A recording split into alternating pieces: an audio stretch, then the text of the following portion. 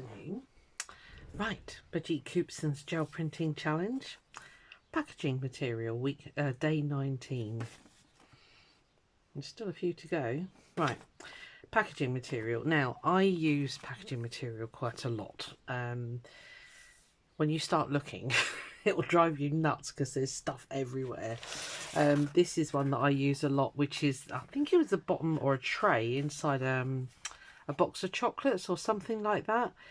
And the nice thing about this is you've got the squares on this side. If you turn it over, you get the grid.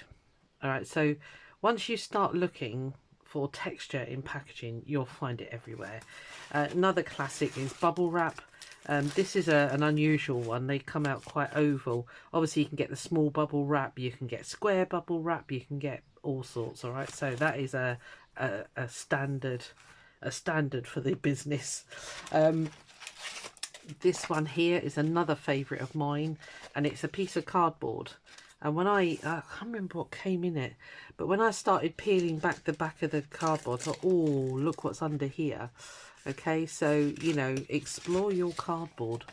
So I just ripped back what I could, and this is a fantastic sort of netting effect, or just sort of like crackled effect on the background. I left these bits on deliberately. I mean, they might start peeling off now. They were quite really hard to get off, but if you leave it on, like I've done, and then peel it off, you know, I've got a cracking bit of weird and wonderful yumminess there, so I'll put that there for safety. So yeah, that's that.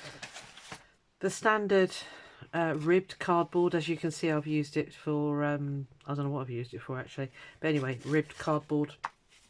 And then the humble brown packaging. A lot of us are Amazon people. I've recently gone off of Amazon, but anyway, in our packages we end up with all this brown paper. So I'm just going to rip the smaller piece, and even though that doesn't look very exciting, if you do this,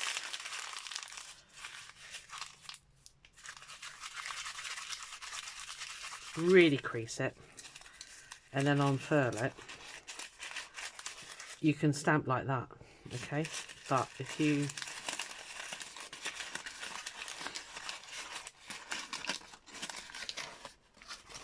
right, and then put that on your background, just gently press, you end up with all sorts of amazing results. So I think we will definitely use that one because it's fun. Basically. All right, so we use that.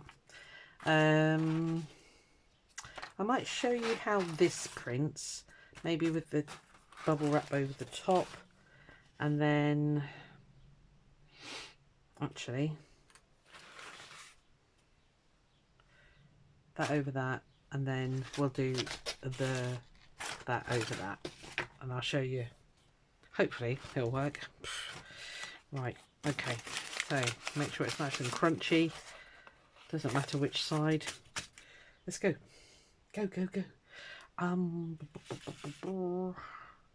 I think I'm going to go dark and then pick up with light. So I'm just going to not think too much about colours, just chuck them on.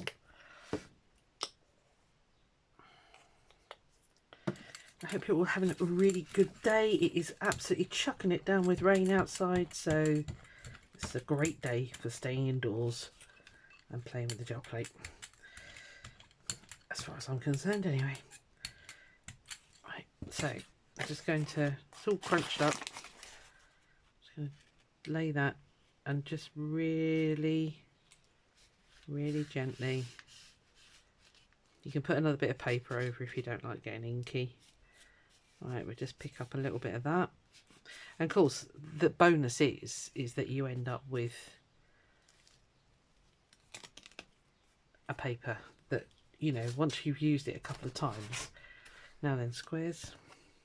Let's do squares. Try and get it straight-ish. And with this one, I just push in.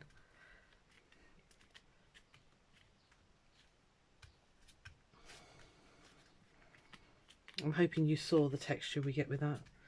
Oh, I didn't do a background. Okay. Sorry. I'm so used to doing it this way round. There's been a bit of debate in the comments there that some people just said, just don't worry about it. So actually, you know, the drying time, because I was getting a bit paranoid thinking that people were going to get a bit annoyed with the drying time. But you can see the effect. So I've got sort of like cracked lines going on. Let me make sure you can see. Let me get it down a little bit. Yeah, so you can see we've got the grid. Is that camera going to stay? But we've also got here, see the crackles from the paper, and down here. Could have gone a little bit heavier with that, but actually, let's see what we get there. And like I said, you end up with that one in particular. I quite often turn that over and print it onto another thing, especially if you've got a lot of paint on your plates, which I'm trying to avoid doing, so that it picks up quickly. And it makes a really handy fan as well. Sorry, that's probably driving the camera nuts. Right, okay. But again, keep using and using and using that, and you'll end up with the most amazing bit of collage paper to use on something. So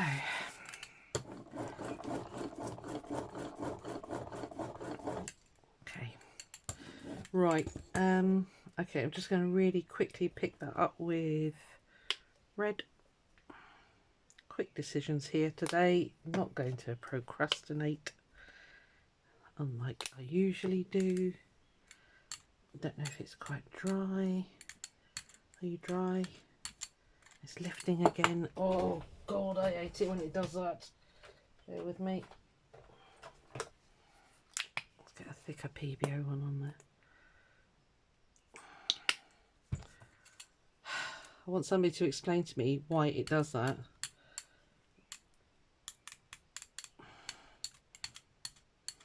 Oh, well, let's see what it lifted. I think it's lifted quite a lot.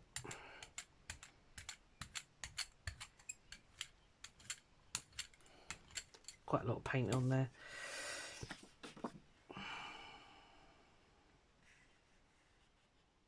It's going to take a while to lift. Oh, okay. Meanwhile, we've got a rainbow going on here. Wow.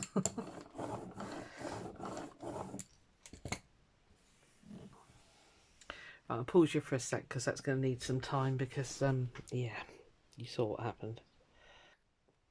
Right, I don't know if it's ready to lift on. It still feels quite cold actually, so I don't think it's going to be terribly successful, but it was a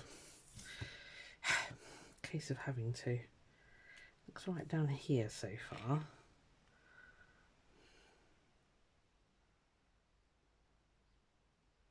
I've lost my crackles though.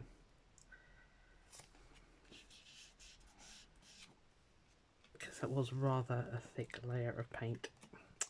Okay, so yeah, but you can definitely see the squares, as you can see.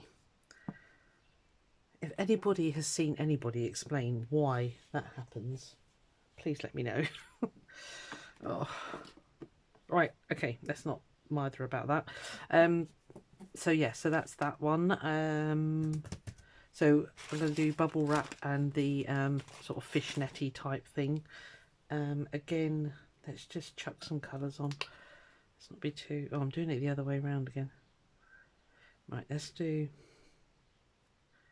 Yeah, light. Let's do a light background. And I really must get some more colours. It's a bit sad, isn't it, really? They're just so blooming expensive.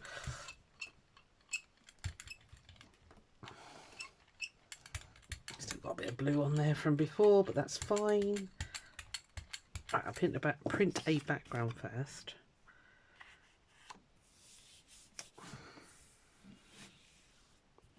Am I staying in screen? Because I know I've got you in a bit, haven't I? Right, background. Oh, done. Oop. Interesting. Right, so we'll go on top with darker ones. I think I'm just going to stick to the same colours. I hope that's not too boring. And And I'll lift it while it's wet, and then hopefully we won't have that situation.